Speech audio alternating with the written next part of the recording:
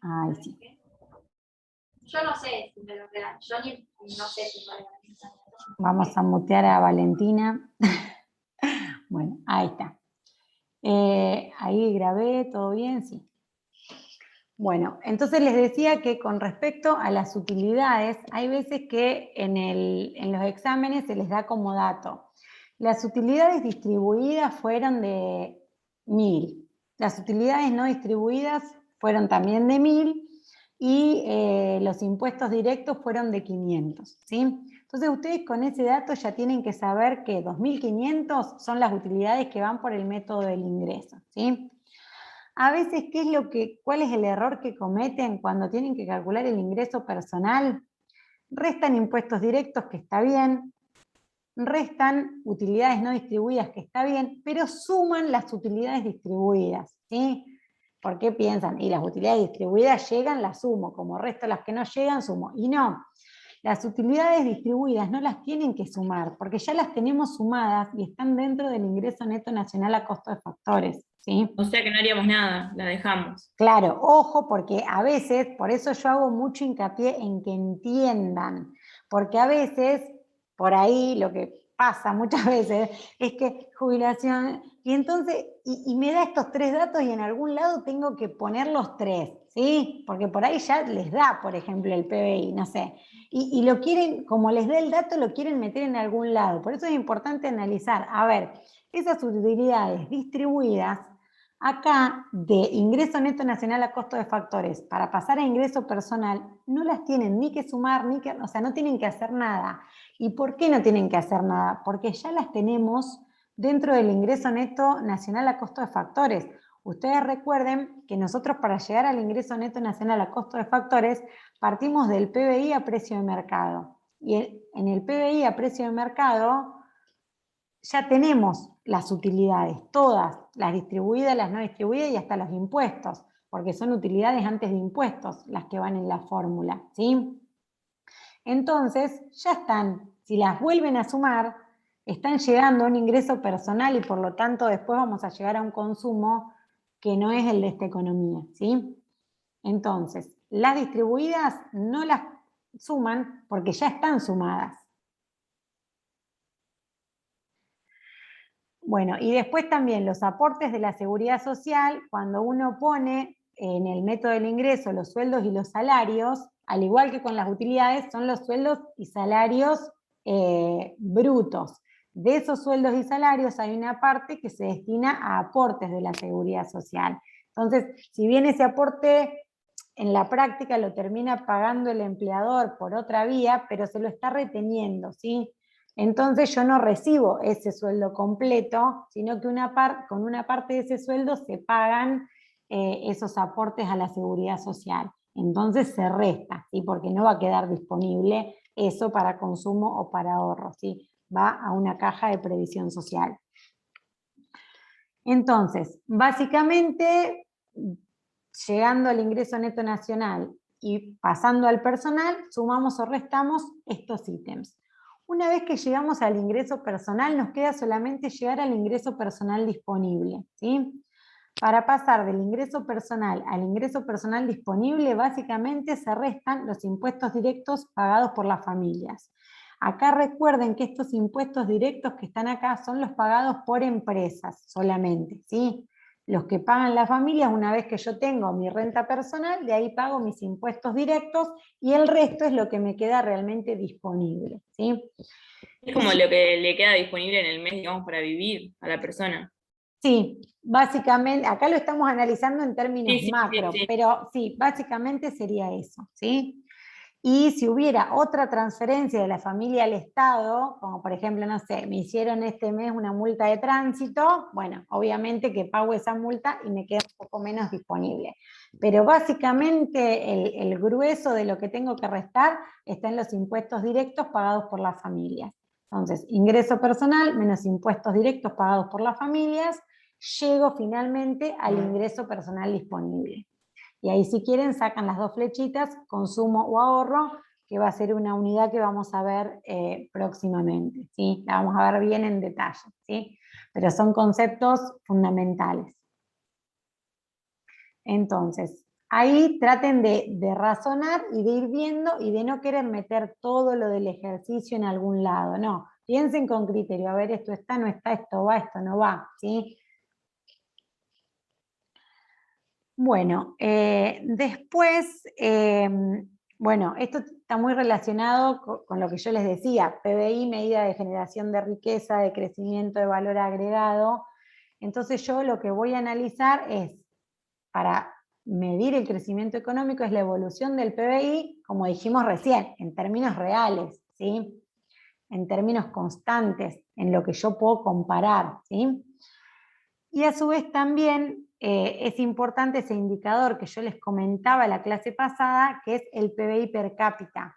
El PBI per cápita es el PBI dividido la cantidad de habitantes en una economía. ¿Y por qué es importante? Yo algo también les dije la clase pasada, porque a veces yo comparo números, ¿se acuerdan que es cuantitativo este valor? Y puede haber un país que tenga 5 veces más habitantes y un mismo nivel de PBI. Entonces se asocia mucho esta medida de PBI per cápita, porque por ahí es un indicador de un país con mayor PBI per cápita, da como la señal de que hay un mayor nivel de bienestar en ese país, ¿sí? ¿A ustedes les parece que crecimiento y desarrollo es lo mismo? ¿Qué opinan? No, No, perfecto. No son lo mismo, ¿sí? Yo puedo medir la evolución del PBI en términos reales y ver que sí, que me da una tasa de crecimiento económico, que el país está creciendo en términos económicos. Y ese crecimiento en términos económicos va a ser fundamental para que el país pueda desarrollarse, ¿sí? Porque si encima estamos para abajo, o sea, es más complicado el desarrollo. Pero no alcanza, ¿sí? Porque ese crecimiento económico, esa mejora, digamos, en la tasa de crecimiento del PBI en términos reales, para poder hablar de desarrollo, tiene que ir acompañado de otras cuestiones por ahí más subjetivas y no tan cuantitativas, como puede ser, por ejemplo, que haya una mejor infraestructura sanitaria, una menor tasa de mortalidad infantil, una mayor tasa o menor tasa de analfabetismo, o que haya, digamos, mejor acceso a la educación, seguridad jurídica, libertad social, o sea, mejor renta, digamos, por habitante, o sea, otros indicadores, ¿sí?, que hagan a que realmente haya un mayor nivel de bienestar en esa economía, ¿sí? Puede haber un país que está creciendo en términos económicos, pero porque se están fabricando muchas armas, porque hay una guerra, o sea, entonces sí, hay crecimiento económico, pero no necesariamente va a haber desarrollo, ¿sí? Sí, obviamente para que haya desarrollo tiene que necesariamente haber crecimiento económico, ¿sí? Entonces se usa la evolución del PBI en términos reales y la evolución del PBI per cápita como indicadores de desarrollo y crecimiento. Y como yo les decía que el PBI es cuantitativo, ha habido como investigaciones y demás, y hace ya muchos años se elaboró un índice de desarrollo humano, un IDH, ¿sí? Entonces lo que hace este índice de desarrollo humano es medir como esta mejora, digamos, en el nivel de bienestar, que es lo deseable de toda economía, pero en 3 dimensiones, ¿sí? Entonces, una dimensión es el nivel de vida digno que se mide a través del PBI per cápita, o sea, de la renta por habitante, que es lo que acabamos de decir recién, pero hay otros 2 parámetros que toma en cuenta, ¿sí? Una vida larga y saludable. Acá. Ustedes no ven, pero a mí es como que se me van abriendo los que entran. Esto lo voy a cerrar, cualquier cosa me avisan. Bueno, vida larga y saludable se mide por la esperanza de vida al nacer, ¿sí? Todos los años se hace como un promedio de la edad promedio de los fallecimientos de ese periodo. La educación, ¿sí?, a través de una tasa de alfabetización de adultos y una tasa combinada entre la matriculación de educación primaria, secundaria y terciaria. Entonces, o sea, a mayor a más vida larga y saludable en la economía, más y mejor educación y mayor PIB per cápita, o sea, más nivel de vida digno, se puede hablar de desarrollo humano. Entonces se combina esto y se saca un indicador que cuando uno lo compara entre los países puede decir, bueno, este tiene un mejor IDH, se supone que tiene un mayor nivel de bienestar, ¿sí? Cuando comparo las economías. Y acá, bueno, yo creo que... Sí. Ahí puedo ver la filmina anterior. Ah, sí, sí. Esperen. Ahí está. La vida larga y saludable y la educación se mediría en términos generales, ¿no? O sea, de toda la población. Sí, sí, de toda la población, sí. Y después el nivel de vida digno, como el per cápita, ¿es por persona o también Lo que en pasa términos generales? que en realidad te da un PBI per cápita, pero vos lo sacaste haciendo todo tu PBI y dividiéndolo por toda tu población. Y cada economía lo mismo, o sea que vos tomás todo en términos globales. O sea que va a ser todo Bien. general. Sí, todo va a ser, por ejemplo, es el IDH de toda la Argentina, el IDH de Brasil, ¿sí? De cada economía, ¿sí?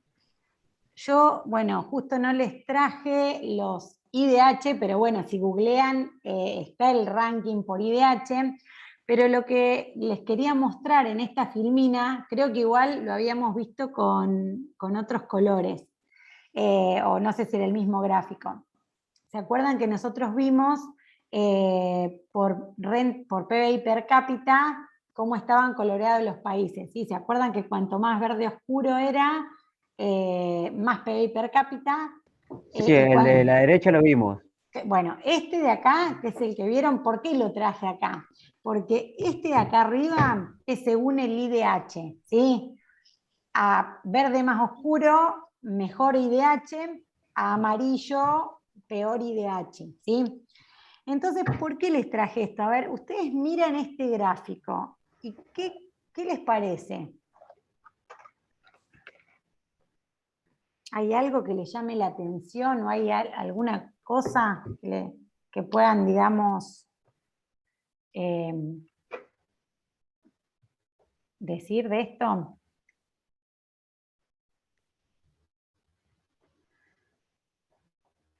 Fíjense que si ustedes comparan los países que tienen un mayor nivel de PBI per cápita, ¿sí? Que son los verdes más oscuros, fíjense que son los mismos que tienen un mayor nivel de IDH.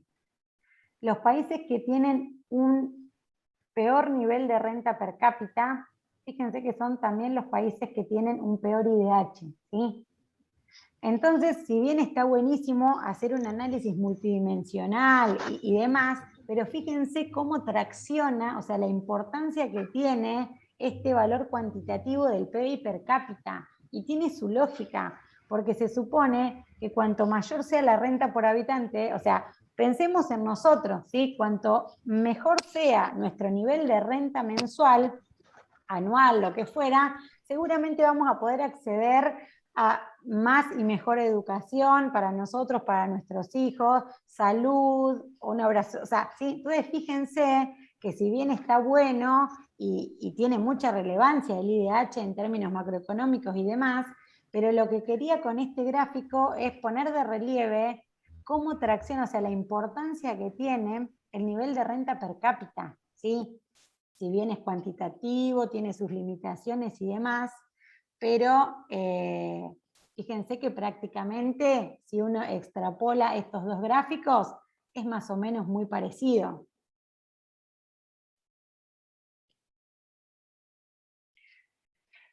Bueno, y por último, también algo muy importante, porque uno por ahí habla mucho como en términos económicos, es muy importante que ese desarrollo sea sustentable, ¿sí? Que permita un desarrollo también futuro. Fíjense acá en este cuadrito, hay como tres dimensiones, ¿sí? Está la parte económica, ¿sí? Acá con las moneditas, la parte del medio ambiente y también la parte social, ¿sí?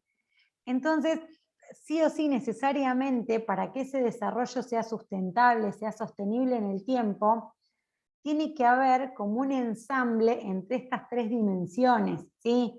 Porque si nosotros crecemos mucho en términos económicos, pero nos terminamos los recursos naturales, o porque crecemos mucho en términos económicos, pero hay una re mala distribución del ingreso y se distribuye casi todo en unas pocas manos, entonces obviamente que no es equitativo, ¿sí? Entonces, tiene que haber una combinación, ¿sí? Un equilibrio entre lo económico, lo social y lo medioambiental, ¿sí? Para realmente poder tener un desarrollo sostenible, ¿sí? ¿Alguna duda hasta acá? Bueno, yo no quiero hablar de más, No, va todo bien. pero la semana pasada alguien hizo una pregunta de cómo crecemos, no me acuerdo cómo era la pregunta, pero a ustedes, ¿cuáles les parece que pueden ser factores que propicien el crecimiento y por ende el desarrollo económico? ¿Qué factores les parece que podrían ser? Hablamos algo la clase pasada. Las empresas. Bien, bueno, las Pero el empresas, trabajo. sí, pero en definitiva, a ver, si nosotros estamos en una economía, ¿sí? ¿Se acuerdan que yo les decía, por ejemplo, ese caso de países desarrollados, países subdesarrollados, Japón y Argentina, ¿sí? En un principio uno podría decir, bueno, a ver, cuantos más recursos naturales, cuantos más recursos humanos, cuanto más capital, ¿sí? También es importante, como decían recién, las empresas en cuanto a inversión, ¿sí? Porque uno pone una empresa, genera trabajo, o sea, es fundamental también las innovaciones tecnológicas, el progreso, el desarrollo y la educación. O sea, yo considero como la educación como un pilar fundamental, digamos, para el crecimiento y el desarrollo. Y hay un libro que se llama ¿Por qué fracasan los países?, de Acemoglu y Robinson, que es muy bueno, y que uno siempre como que gira en torno a todo ese tipo de factores, ¿sí? El progreso tecnológico, o sea que está bien, pero hay un capítulo de ese libro que analiza, que es un caso real.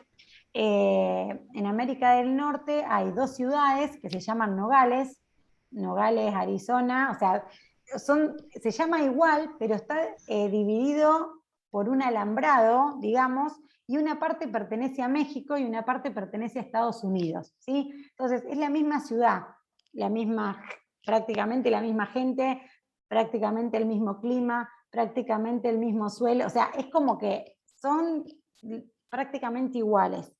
Y una de las ciudades tiene un tercio, o sea, el PBI per cápita de una de las dos es un tercio del de la otra. ¿Cuál les parece que será la que tiene un mayor nivel de A renta? Estados Unidos. A Estados Unidos. Entonces, el análisis o sea, yo se los cuento así reducido como una nota de color, ¿no? Obviamente que hay todo un análisis ahí, pero se llega a la conclusión de la importancia que tienen las instituciones, ¿sí? En ambos países. Y ahí hace como o sea, divide como instituciones extractivas e inclusivas, ¿sí? Entonces, hay veces que las instituciones lo único que quieren hacer es extraer de una parte de la sociedad a otra, por ejemplo, no sé, de las empresas, y en la otra uno puede elegir qué estudia, o sea, hay como una mayor libertad para, no sé, para las empresas, para que accedan, facilidades para que accedan a la mejor tecnología y demás, y entonces hace mucho hincapié en el tipo de las instituciones, que cuanto más pluralistas, más democráticas y demás son, se favorece a un mayor nivel de bienestar de la población, y cuando son por ahí más el poder está más concentrado o son como más extractivas, porque es un caso como muy gráfico, porque ahí ya no sé, una es más grande, una es más chica, una tiene mejor clima, o sea, es casi igual y es abismal la diferencia en términos económicos de ambas, ¿sí? Bueno, pero no me voy por las ramas, porque si no después los voy a cansar. Bueno, ¿alguna duda hasta acá entonces? No, no. No. Bueno, después, otro puntito del programa habla de pobreza e indigencia, y ustedes muchas veces van a escuchar línea de pobreza, línea de indigencia, es más, en muchos exámenes línea de pobreza y como que la línea y no saben para dónde salir, ¿sí? ¿Qué es la línea de pobreza y la línea de indigencia? Cada una de estas líneas representa un ingreso mínimo que necesita. Por ejemplo, bueno, acá línea de pobreza representa el ingreso mínimo necesario para cubrir el costo de una canasta mínima, o sea, siempre estamos hablando básico y estamos trabajando siempre con, bueno, en este caso, ustedes por ahí si googlean o lo que sea pueden encontrar para un individuo, para familias más grandes, pero en general se trabaja con la familia tipo, ¿sí? La pareja y 2 hijos, ¿sí? Entonces, la línea de pobreza en este caso representaría el ingreso mínimo necesario que tiene esta familia para cubrir el costo de una canasta mínima que le permita satisfacer necesidades básicas, alimentarias y no alimentarias, ¿sí? Entonces, lo que se hace, o sea, hay estudios que lo que elaboran es una canasta básica alimentaria. Entonces, lo que dicen es, mínimamente la persona necesita cubrir determinada cantidad de alimentos básicos, ¿sí? No estamos hablando de nada de lujo, siempre esto es mínimo, ¿sí?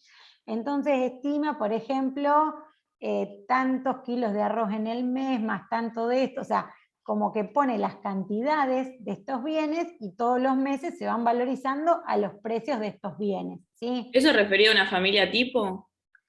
Esto que yo les traje acá es referido a la familia tipo, que es lo que en general, digamos, se compara. Pero esto también está calculado para familias de 5 integrantes, de 6 integrantes o de una persona, y es proporcional, ¿sí? Lo que les quería un poco explicar es que esa canasta básica de alimentos se fijan como las cantidades mínimas de ciertos alimentos básicos y se valorizan, ¿sí? Y lo mismo se hace con otras necesidades que no son alimentarias, pero que también son indispensables. Vestimenta, vivienda, ¿sí? Hay otras cuestiones. La línea de indigencia representa el ingreso mínimo necesario que permite cubrir el costo de canasta básica alimentaria. Fíjense, ¿dónde está la diferencia entre ser pobre y ser indigente? Que la pobreza te... Ay, perdón. No, habla. Que el pobre, o sea, dice la canasta básica de alimentaria y no alimentaria, y el indigente es solamente alimentaria. Claro. Entonces, ¿qué sería El mejor? indigente no puede acceder a otras cosas. Entraría la ropa, otras cuestiones que también en realidad son básicas. Perfecto. Entonces, una persona, para no caer en la indigencia, al menos tiene que cubrir esas necesidades mínimas alimentarias, ¿sí? Si cubre esas necesidades mínimas alimentarias, no es indigente, no está en la indigencia. Pero para no ser pobre, aparte de cubrir esa misma canasta básica alimentaria, tiene que cubrir esa mínima canasta no alimentaria, ¿sí? Que va a estar valorizada por otros bienes y servicios que no son alimentos. Salud, Claro. sería salud, educación, Sí, vivienda. siempre acá estamos hablando básico, ¿sí? No estamos hablando, no sé, vivienda, el alquiler de una casa, no, estamos hablando bien básico, mínimo. Una consulta. Mínimo. Claro. Sí. En este caso, o sea, como dijo la compañía de salud y la educación, pero en Argentina la salud y la educación es pública, salvo que tenga obra social o vaya a algo privado, pero te atienden en un hospital público, sea indigente o pobre, te atienden igual. Sí, eso te atienden igual, pero después tenés, por ejemplo, vestimenta, o sea, tenés como algunas cosas mínimas básicas. Claro, esas cosas sí. Y a ustedes, para una familia tipo, ¿cuánto les parece que, no sé si alguno sabe o escucha a veces, porque Creo muchas que estaba en veces... 50.000 la básica. 64 creo que escuché yo. Ah, bueno, bien. Esto está bueno porque después cuando pongan en el noticiero y salga todo esto es como que uno presta más atención. Yo acá les traje las cifras actualizadas, lo que pasa es que acá era 50 y pico, hasta la última estadística era 50 y pico, o sea, siempre va subiendo, ¿sí? Entonces, esto es información del INDEC a julio 2021, que fue publicada en agosto, o sea, es bien nuevito, ¿sí? Entonces, una familia tipo necesita 67.577 pesos para no ser pobre, ¿sí? Para poder cubrir esas necesidades básicas, alimentarias y no alimentarias. Y se necesitan 29.000 pesos para no ser indigentes, ¿sí? Para cubrir esas necesidades básicas solamente alimentarias, ¿sí? Entonces, fíjense, ¿cuál línea está por encima? ¿La de pobreza o la de indigencia? Y la de pobreza. Perfecto. A veces, por eso es importante que ustedes entiendan esto, comprendan estas dos canastas y cuál incluye una y otra. Porque a veces en los exámenes es como que línea de indigencia, ¿sí? O sea, si ustedes ven, obviamente que la de indigencia va a estar abajo, porque valoriza solamente las necesidades básicas de alimentos. Y la otra, además de esas necesidades básicas alimentarias, valoriza otras necesidades básicas no alimentarias, ¿sí? Y a su vez esto, o sea, este valor mínimo de ingreso que necesita esta familia tipo para no ser indigente o no ser pobre, también se traduce en una tasa, ¿sí? Hay una tasa de pobreza, una tasa de indigencia. O sea, la tasa de pobreza es del 39,5%, y esa tasa, ese porcentaje, son personas, ¿sí? Son 18 millones de personas que no cubren esas necesidades básicas alimentarias y no alimentarias. Y la tasa de indigencia del 11,2% también. ¿Esto es mundial? No, ¿Esto? esto es de De nuestro país. Argentina solamente. ¿O es de Ah, Argentina? Esto es de Argentina.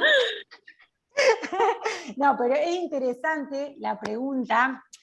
Yo me voy por las ramas. Yo justo todo lo que es crecimiento y desarrollo lo doy a nivel de posgrado. Y entonces, en términos, digamos, globales, o sea, nosotros, o sea, estas cifras son terribles y, o sea, y obviamente que cada país tiene lo suyo, ¿no? Pero en términos globales, ¿sí? O sea, de toda la economía, hay una, bueno, no me quiero detener mucho, pero hay estudios que, por ejemplo, el 1% de la población mundial posee el 90 y pico por ciento de la, o sea, es como, es terrible cómo, digamos, se va concentrando, ¿sí? En un pequeño grupo, digamos, la mayor proporción de riqueza, eso en términos, digamos, globales, ¿sí? Pero estos datos en particular, o sea, son datos de Argentina. Por supuesto que cada país calcula todo, o sea, por ahí con diferente procedimiento o metodología estadística, pero en general más o menos se siguen como, o sea, no hay mucha vuelta, o sea, entonces después se pueden hacer comparaciones, pero sí cada país lo calcula, pero esto en particular, digamos, son datos actuales de nuestro país. O sea que el 50% de Argentina está en condiciones. Sí. O sea, el 40% no lo cubre y el 60% está por encima de la Claro. línea de la pobreza. Sí. Bueno, y Entonces, o sea, la tasa de indigencia entraría dentro de lo de la pobreza, o sea, lo de claro, pobreza es 39,5. Y dentro de ese sí, 39,5, el 11,2 es indigente, digamos. sí, tal cual. Cuando uno Ah, bien, grafica, bien. digamos, y hace las líneas, queda uno absorbido en el otro. O sea, dentro de esos valores están abajo los indigentes. Sí. Bueno, y yo ahora Bien, bien. pasaría para poder llegar a ver algo de matriz. Me queda poquito, que yo la clase que viene les voy a dar distribución del ingreso. Ver si es equitativa la distribución y demás. Pero ahora, como ustedes ya la clase que viene van a arrancar con matriz insumo-producto, como para complementar un poco los videos, yo creo que les va a venir re bien ver los videos, por una cuestión de que está bien cada celdita, bien en detalle y tampoco son muy largos. Los más importantes son los dos primeros, donde se especifican las matrices. El tercero yo lo armé porque me pedían el paso a paso bien de las ecuaciones, que eso por ahí lo ven más en práctica. Pero bueno, está disponible. Sí, para igual que- yo te digo que vi el segundo video y no entendía nada. Y vi el tercero y entendí todo el paso a paso, es fundamental. Claro. Yo porque por A ahí mí no, me sirvió un montón. yo como por ahí el paso a paso lo ven más por ahí o en la práctica o hacen los ejercicios, quería como que comprendan bien, pero está bueno porque si no por ahí, viste que la matemática, o sea, es muy fácil, es pasar de un lado al otro, pero es medio denso, entonces a veces no saben de dónde sale el número. Yo Pero lo son que, muchos pasos y como que te perdés un toque. Sí, o sea, es muy tedioso, no es difícil, pero es tedioso y a veces uno termina pasando uno que va negativo o positivo y te da cualquier cosa. Yo por eso lo que quiero, digamos, lo que quise con los videos y lo que quiero ahora, digamos, focalizar, es en que ustedes, aparte de interpretar y de entender lo que es la matriz, que sepan de dónde arrancan y a dónde llegan. Entonces después son pasajes matemáticos que tienen que tratar de estar lo más concentrados posibles. Y de hecho, salvo que la conclusión sea totalmente errónea, tampoco me importa tanto el tema matemático. Lo que pasa es que a veces pasan mal algo y no sé, si sube la demanda me responden que baja el PBI, no sé, o sea, como que tienen, o sea, un resultado contradictorio. Pero esta matriz, o sea, la matriz, digamos, que ustedes tienen, van a ver que con todos los ejercicios de la práctica les va a quedar mucho más claro. A veces es difícil en teoría y en abstracto, pero ¿por qué me interesa que entiendan bien esto? Porque, por ejemplo, hay ejercicios, a veces en el parcial, no se les da la matriz y se les pregunta, ¿cuál es el monto de salarios que paga el sector 1? ¿Sí? Entonces se fijan acá, el monto de salarios que paga el sector 1 es de 400 pesos, ¿sí? Que es lo que ustedes ya automatizan y lo van a hacer en todos los ejercicios de la guía de matriz. Lo que hay veces que, por ejemplo, en el examen, ustedes tienen que armar la matriz, ¿sí? Entonces se les dice, arme la matriz insumo-producto sabiendo que la economía está compuesta por dos sectores, que es una economía abierta, o sea que ustedes saben que va a haber importaciones y que va a haber exportaciones, ¿sí? Se les dan como los datos y ustedes la tienen que armar, ¿sí? Y es re fácil. A veces tienen alguna otra restricción o se les dice, no sé, considere que el sector que más paga salarios es el sector 1, no sé, se les da como alguna, y si no, puede ser que no, ¿sí? Pero claro, es como que tienen que armar la matriz y ya se desesperan. Entonces, si ustedes saben qué representa, no es tan complicado armar, ¿sí? Porque ustedes incluso fíjense que es como que las mismas celdas van convergiendo a lo mismo. Ustedes en este cuadrante amarillito, básicamente lo que tienen es la compraventa de insumos de los sectores productivos, ¿sí? De sector 1 y sector 2. Entonces fíjense que lo que el sector 1 le compra a su propio sector es lo que su propio sector le vende, o sea, lo que es venta para uno es compra para el otro, y en definitiva fíjense que tanto por fila como por columna se llega a un mismo resultado, ¿sí? Después lo mismo, bueno, me preguntaban hace un ratito de dónde salían el 850 y 470 de la demanda final, ¿sí? Acá esto es importante, anótenlo, ¿sí? Este subtotal, este primer subtotal, estos, por ejemplo, estos 150 pesos, es la sumatoria de estos 50 y de estos 100, ¿sí? ¿Qué son estos 150? Estos 50, fíjense, ¿se acuerdan que yo por fila leo venta, por columna leo compra? Entonces yo ahora estoy analizando esta fila, ¿sí? Entonces, el sector 1, que es el que está en el cabezal de la fila, le vende insumos a su propio sector por 50 pesos. El sector 1 le vende insumos al sector 2 por 100 pesos. El sector 1 vende un total de insumos de 150. De esos 150, 50 se los vendió a sector 1, 100 al sector 2. ¿Sí? Pero estos 150 básicamente es la demanda intermedia. Este subtotal es, pongan si quieren, una D y una I mayúscula, es la demanda intermedia o la demanda de insumos de cada uno de los sectores productivos, ¿sí? Entonces, 150 es la demanda de insumos del sector 1, 230 es la demanda de insumos del sector 2, y 120 es la demanda de insumos importados, ¿sí? Que yo ya no los compro en el país, sino que los compro del exterior, ¿sí? Hay insumos que no se fabrican en el país y que necesariamente se importan del exterior, o hay empresas que pudiendo comprar los insumos por X motivo, deciden importarlos, ¿sí? Entonces, esto es la demanda intermedia, ¿sí? Después yo acá tengo en celeste, tengo, bueno, este total no lo miren, pero esta partecita de acá, acá yo tengo consumo, acá tengo inversión, acá tengo exportaciones, ¿sí? Y tengo un subtotal. Entonces, ¿qué representa estos 500? ¿Sí? El sector 1 vende 500 pesos de bienes a las familias, ¿sí? Bienes finales, ya no son bienes intermedios, ¿sí? El sector 1 vende bienes de capital a las empresas por 300, ¿sí? El sector 1 vende al exterior bienes por 500, ¿sí? Entonces fíjense que este subtotal que está acá, que me preguntaban al principio de la clase, es la sumatoria de consumo más inversión más exportación, ¿sí? En este caso del sector 1 y 470 es del sector 2, ¿sí? Entonces, estos 850 pesos representan la demanda final de bienes del sector 2, del sector 1, perdón.